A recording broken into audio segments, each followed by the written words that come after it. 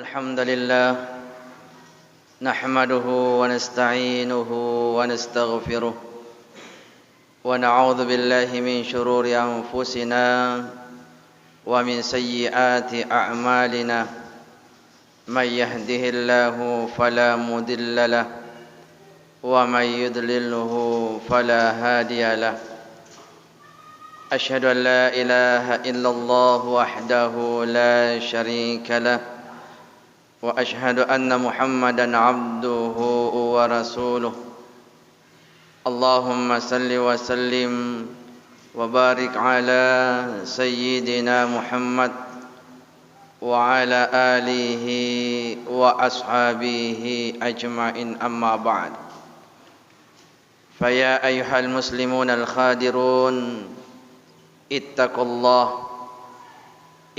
الله حق تقاته ولا تموتن إلا وأنتم مسلمون.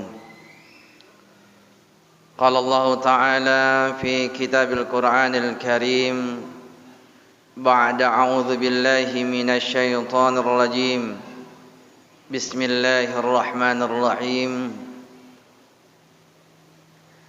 قل بفضل الله وبرحمته فبذلك فليفرحوا وقال عيدا قل إن كنتم تحبون الله فاتبعوني يحببكم الله ويغفر لكم ذنوبكم والله غفور رحيم صدق الله العظيم.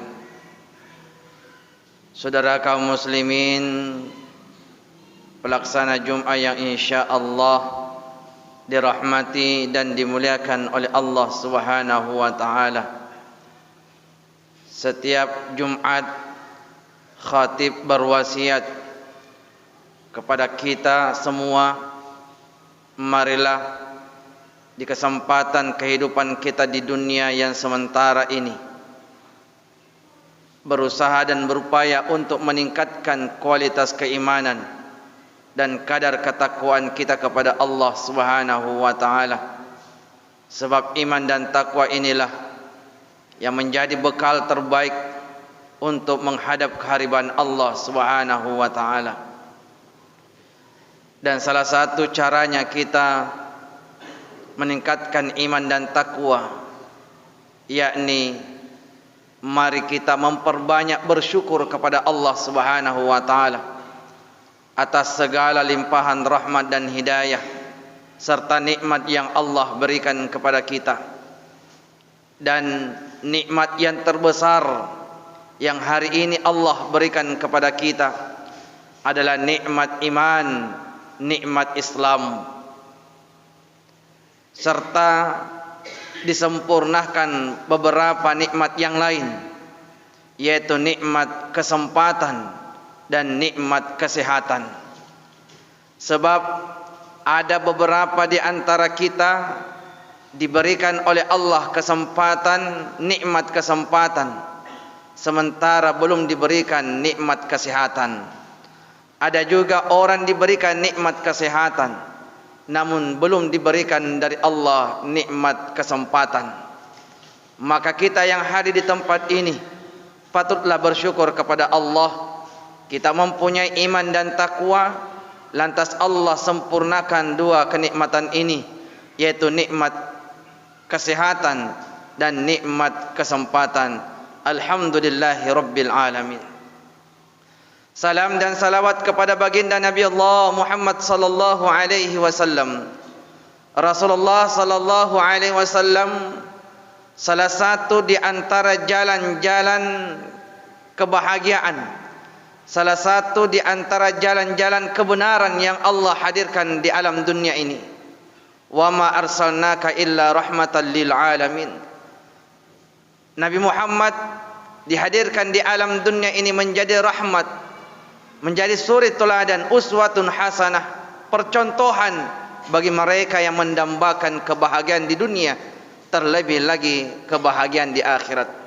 Semoga kita yang senantiasa bersimpu di hadapan Allah di hari yang mulia ini, di hari Jumat, semoga Allah Subhanahu wa taala perkenankan Rasulullah sallallahu alaihi wasallam mengakui kita menjadi umatnya di hadapan Allah Subhanahu wa taala. Tentunya pengakuan Rasulullah itu kita harapkan dalam bentuk syafaat dari baginda Nabiullah Muhammad sallallahu alaihi wasallam. Allahumma salli wa sallim wa barik alaihi. Jamaah Jumat yang dimuliakan Allah Subhanahu wa taala, dari sahabat Anas radhiyallahu anhu, beliau berkata bahwa sesungguhnya satu ketika ada seorang suku Badui datang menemui Rasulullah sallallahu alaihi wasallam dan mengajukan sebuah pertanyaan. Yang pertanyaan ini hampir seluruh sahabat tidak pernah disangka-sangkanya. Apa pertanyaannya pemuda ini, suku Badui ini?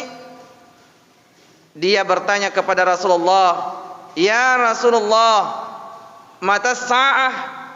Ya Rasulullah, kapan itu datangnya hari kiamat?" Maka sahabat yang hadir pada waktu itu termasuk Anas dan Abu Bakar As-Siddiq kaget. Seorang suku Badui bertanya tentang kapan itu terjadinya hari kiamat. Maka Rasulullah sallallahu alaihi wasallam menjawab dengan sebuah pertanyaan kembali. Nabi menjawab dengan pertanyaan kepada suku Badui itu. Apa kata Rasulullah sallallahu alaihi wasallam? Ma a'adatta laha? Apa yang telah engkau persiapkan untuk hari itu? Pemuda ini bertanya, kapan datangnya hari kiamat? Lantas Nabi menjawabnya dengan pertanyaan pula. Apa memang yang sudah engkau persiapkan untuk menghadapi hari itu? Apa yang telah engkau perbuat untuk menghadapi hari kiamat? Maka refleks pemuda Badui ini berkata, hubbullah wa rasulih. Tidak ada persiapanku ya Rasulullah, tidak ada amalanku. Hanya satu yang saya persiapkan adalah saya cinta kepada Allah dan cinta kepada Rasulnya.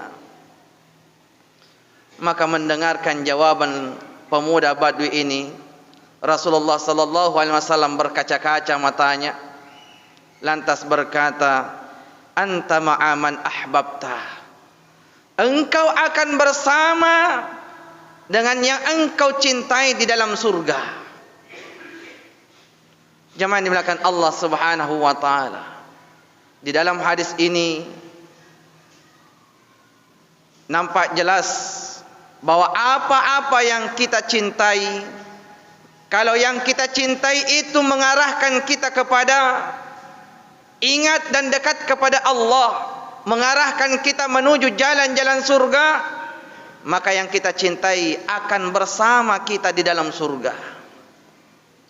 Termasuk cinta kita kepada Allah dan cinta kita kepada Rasulullah sallallahu alaihi wasallam. Pemuda Badui ini membuktikan, menyatakan cintanya kepada Rasulullah sallallahu alaihi wasallam melebihi daripada cinta selain daripadanya. Bahkan ada sahabat bernama Zauban. Satu ketika Rasulullah sallallahu alaihi wasallam memandanginya, lantas Nabi tergelitik melihat kondisi Zaubah yang dalam kondisi kurus kering, dalam kondisi hampir rasanya dia dalam kondisi sakit. Lantas bertanya Rasulullah, wahai sahabatku Zauban, kenapa begini kondisimu? Tubuhmu kurus kering, wajahmu sangat pucat. Apa kata sahabat Zauban? Ya Rasulullah, kondisiku begini bukan karena saya tidak ada makanan di rumah. Ya Rasulullah, kondisiku kurus begini, jangan engkau mengatakan, mengira bahwa saya tidak mau pergi berjihad. Saya mampu berjihad. Tetapi ketahuilah ya Rasulullah, kenapa kondisiku, badanku ini kurus, wajahku pucat? Karena di siang harinya saya memikirkan engkau. Kalau saat malam tiba, saya tidak akan mampu bertemu denganmu ya Rasulullah. Begitu pula saat malam datang ya Rasulullah, saya pun diselimuti kegelisahan sampai saya tidak bisa tidur. Jangan-jangan nanti saat saya bangun dari tidur saya tidak melihat engkau ya Rasulullah.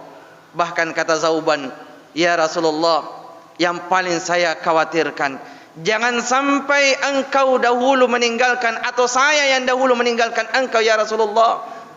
Nanti di akhirat tempat kita akan berbeda, makammu akan berbeda, tempatmu di surga berbeda dengan saya. Maka inilah yang membuat saya khawatir ya Rasulullah, kalau saya tidak dapat lagi melihatmu selama-lamanya ya Rasulullah.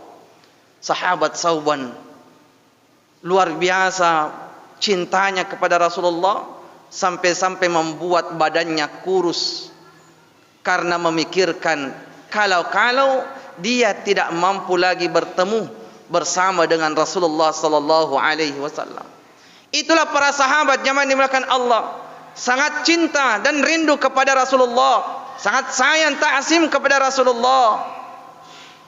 Pertanyaannya sekarang, apakah sekarang kita ini umat-umatnya Rasulullah, adakah sedikit secercah kerinduan dan kasih sayang cinta kepada Rasulullah sallallahu alaihi wasallam? Padahal 14 abad yang lalu kita belum hadir, Rasulullah sallallahu alaihi wasallam sudah mengungkapkan rasa cintanya kepada kita. Satu ketika Rasulullah duduk-duduk para sahabat, Nabi berkata, sesungguhnya hari ini saya merindukan saudaraku. Saya hari ini merindukan saudaraku. Kata Abu Bakar, ya Rasulullah, bukankah kami ini adalah saudaramu? Kata Rasulullah, bukan, kalian itu sahabatku. Maka mendengarkan jawaban Rasulullah, para sahabat pada waktu itu tertunduk menangis. Begitu pula Rasulullah tertunduk menangis. Dari kejauhan para sahabat melihat tetesan-tetesan air mata Rasulullah. Bahkan di dalam riwayat dikatakan sampai-sampai janggutnya Rasulullah basah disebabkan derayan air mata Nabi. Saat itu pula dengan terseduh-seduh Nabi mengangkat kepalanya, lantas mengatakan kepada para sahabatnya di hadapannya, ketahuilah hari ini saya rindu kepada saudaraku. Siapa dia? Kita yang dirindukan oleh Rasulullah. Kata Rasulullah, saudaraku yang saya rindukan, mereka adalah saya telah tiada, tetapi dia tetap mencintai diriku, tetap dia meyakini diriku, tetap dia merindukan diriku. Siapa? Kita yang dirindukan Rasulullah sallallahu alaihi wasallam. Maka jamaah dimuliakan Allah Subhanahu wa taala, mari kita menanamkan cinta dan kerinduan kita kepada Rasulullah. Sebab kenapa? Sebab kehadiran Rasulullah adalah anugerah terbesar, rahmat dari Allah Subhanahu wa taala. Maka kita harus bergembira, berbahagia akan kehadiran Rasulullah sallallahu alaihi wasallam. Sebagaimana Allah Subhanahu wa taala firmankan dalam Al-Qur'an, "Qul bi fadlillahi wa bi rahmatihi." Katakan wahai Muhammad, dengan anugerah rahmatku, fabidzalika falyafrahu. Dengan rahmatnya kata Allah bergembiralah karena rahmat itu. Di antara rahmat yang Allah turunkan adalah kehadiran Rasulullah sallallahu alaihi wasallam. Wa ma arsalnaka illa rahmatan lil alamin. Nabi menjadi rahmat, maka tentunya mari kita berbahagia. Tetapi kebahagiaan ini jamaah dimuliakan Allah membutuhkan pembuktian. Kalau kita mengaku cinta kepada Nabi, mengaku cinta rindu kepada Rasulullah, tidak hanya sebatas di lisan saja, tetapi membutuhkan pembuktian. Ada syaratnya. Kata alim ulama sekurang-kurangnya ada 4. Yang pertama, kalau kita mengaku cinta kepada Nabi, yang pertama adalah kenal siapa yang akan kita cintai. Yang kedua, sebut-sebut nama yang kita cintai. Yang ketiga, ikuti apa yang dilakukan yang kita cintai. Yang keempat, jaga peninggalan-peninggalan yang kita cintai. Kalau kita mengaku cinta kepada Rasulullah, tentunya yang paling pertama dan yang utama yang harus kita lakukan, kenal siapa Rasulullah. Sangatlah mustahil kita akan mampu muncul bibit-bibit cinta dan rindu dalam hati ini kalau kita tidak tahu siapa yang akan kita cintai. Pepatah mengatakan tak kenal maka tak sayang. Jadi sangat mustahil kita akan cinta kepada Rasulullah sementara kita tidak enggan, tidak mau untuk membaca sejarah-sejarah, untuk mempelajari profil atau karakter Rasulullah sallallahu alaihi wasallam. Padahal Allah Subhanahu wa taala sudah katakan bahwa dalam diri Rasulullah sallallahu alaihi wasallam ada uswah, ada contoh, suri teladan yang bisa kita lakukan, yang sehingga dengannya kita akan selamat dunia wal akhirat. Hanya saja disayangkan sekarang ini artis-artis, figur-figur yang lain lebih kita cintai, lebih kita kenal dibandingkan figur Rasulullah sallallahu alaihi wasallam. Maka syarat yang pertama, kalau kita memang mengaku cinta kepada Rasulullah, yang pertama, mari kita perbanyak duduk-duduk di dalam majelis yang membicarakan tentang akhlak dan karakter Rasulullah sallallahu alaihi wasallam, dan dengannya insyaallah kita semakin hari semakin mendekatkan diri, semakin mengenal Rasulullah sallallahu alaihi wasallam, maka akan muncul bibit cinta dan rindu kita kepada Rasulullah. Yang kedua, syarat yang kedua kalau kita mengaku cinta kepada Rasulullah, kita rindu kepada Nabiullah, yang kedua adalah perbanyak menyebut nama yang kita cintai. Bukankah kekasih yang mencinta itu sangat suka menyebutkan nama kekasihnya? Dan bukankah sang kekasih sangat suka dan rindu ketika kekasihnya menyebutkan namanya? Kalau kita mengaku cinta kepada Rasulullah, tentunya perbanyak sebut-sebut namanya Rasulullah dengan cara banyak-banyak bersalawat. Banyak bersalawat, banyak menyebut Rasulullah. Kenapa? Karena Rasulullah pun juga banyak menyebut umatnya.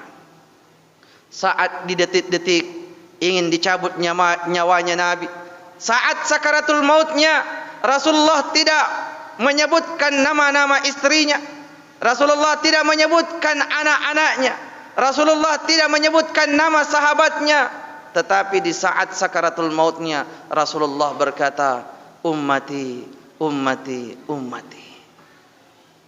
Bahkan di yaumil qiyamah, para nabi dan rasul yang lainnya sibuk untuk memintakan pertolongan dirinya, nafsi-nafsi, tetapi Rasulullah sallallahu alaihi wasallam tidak.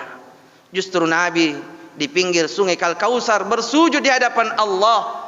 Apa yang didoakan bukan istrinya, bukan keluarganya, bukan anaknya dan sahabatnya, tetapi di dalam doa, di dalam sujudnya Nabi berdoa, ya Rabbi fabi izzatika wa jalalika aina ummati. Ya Allah, karena kebesaran dan keagunganmu, mana umatku ya Allah? Kita yang disebutkan Rasulullah. Maka kalau kita ingin cinta kepada Rasulullah, banyak-banyaklah bersalawat kepada Rasulullah. Luar biasanya salawat di sini, bahwa Allah Subhanahu wa taala memerintahkan berbagai macam ibadah kepada kita, sementara perintah ibadah itu Allah tidak laksanakan. Tetapi perkara salawat, sebelum Allah perintahkan kepada orang yang beriman, Allah beserta dengan malaikatnya bersalawat. Allah laksanakan perintah itu. Allah perintahkan kita salat 5 waktu, Allah tidak laksanakan salat 5 waktu. Allah perintahkan kita berpuasa di bulan Ramadan, Allah tidak pernah berpuasa. Allah perintahkan kita berzakat, sedekah. Allah perintahkan kita naik haji, Allah tidak laksanakan perintah tersebut. Tetapi giliran Allah ingin perintahkan kita bersalawat kepada Rasulullah, terlebih dahulu Allah yang laksanakan perintah itu beserta dengan malaikatnya. Innallaha wa malaikatahu yusalluna 'alan nabi. Sesungguhnya Allah beserta dengan para malaikatnya bersalawat kepada Rasulullah. Ya ayyuhalladzina amanu sallu alaihi wa sallimu taslima. Lantas Allah perintahkan terkhusus kepada mereka yang mempunyai iman, bukan seluruh manusia, tetapi orang yang beriman. Kenapa? Karena ada orang yang tidak beriman pasti tidak akan tergugah untuk menyebut nama Nabi. Tetapi saat orang yang beriman mendengarkan nama Nabi disebutkan, akan bergetar dalam dirinya, dalam hatinya untuk bersalawat kepada Rasulullah sallallahu alaihi wasallam. Salawat ini permohonan keselamatan kepada Rasulullah, bukan karena Rasulullah tidak selamat, tetapi justru sebaliknya, salawat ini akan kembali kepada kita. Kata Rasulullah, siapa yang bersalawat kepadaku 1 kali, maka sesungguhnya Allah akan bersalawat kepadanya 10 kali. Siapa yang bersalawat kepadaku 10 kali, maka Allah akan bersalawat kepadanya 100 kali, dan seterusnya. Kata ulama kita, salawatnya Allah kepada hambanya berupa makfirah dan ampunannya. Maka bersalawatlah, wahai orang-orang pendosa. Engkau banyak noda dan dosa di hadapan Allah. Banyak-banyaklah bersalawat, supaya dengannya insya Allah Allah akan ampuni seluruh noda dan dosa yang kita miliki. Makanya orang-orang terdahulu kita tidak terlepas dari salawat. Apapun yang dia laksanakan pasti disalawati. Bahkan ada kalimatnya orang tua dulu kita, kalaulah seandainya tidak ada bacaan selain daripada salawat, maka salawat ini menjadi bacaan utama dalam kehidupan kita.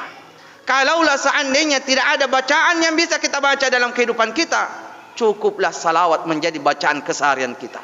Maka banyak bersalawat kepada Rasulullah sallallahu alaihi wasallam. Yang ketiga, syarat kalau kita mengaku cinta kepada Nabi, yang ketiga adalah ikuti contoh apa yang dilakukan Rasulullah sallallahu alaihi wasallam. Kita lihat anak-anak sekarang memfigurkan, mencintai sosok figur artis dan lain sebagainya. Sedikit banyaknya dia akan meniru tingkah laku, ataukah bahkan meniru fisiknya dan lain sebagainya. Kalau kita mengaku cinta kepada Rasulullah, ikuti apa yang Rasulullah contohkan kepada kita. Salah satunya salat Jumat. Rasulullah saat hari Jumat subuh, Nabi tidak pulang lagi ke rumahnya.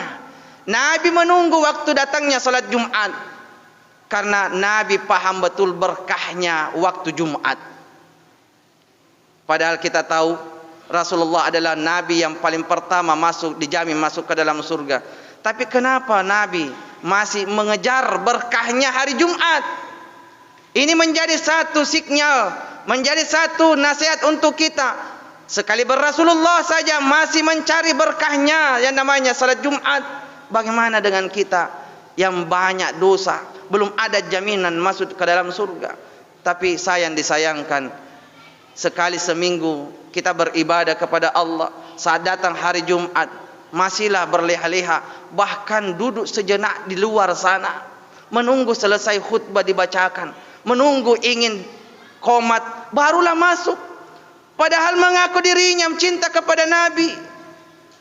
Padahal Nabi menunggu, tidak pulang lagi ke rumahnya menunggu waktu Jumat. Kita menunggu datangnya qomat Jumat. Yang terakhir jamaah dimulakan Allah, yang keempat syarat kalau kita mengaku cinta kepada Rasulullah, yang terakhir dan yang utama adalah mari kita menjaga peninggalan Rasulullah. Apa yang ditinggalkan Nabi? 2. Kata Rasulullah, saya tinggalkan 2 pusaka, 2 perkara. Kalau kalian berpegang teguh di kepadanya, maka engkau tidak akan tersesat selama-lamanya, dunia wal akhirat. Apa itu? Al-Quran dan Sunnah.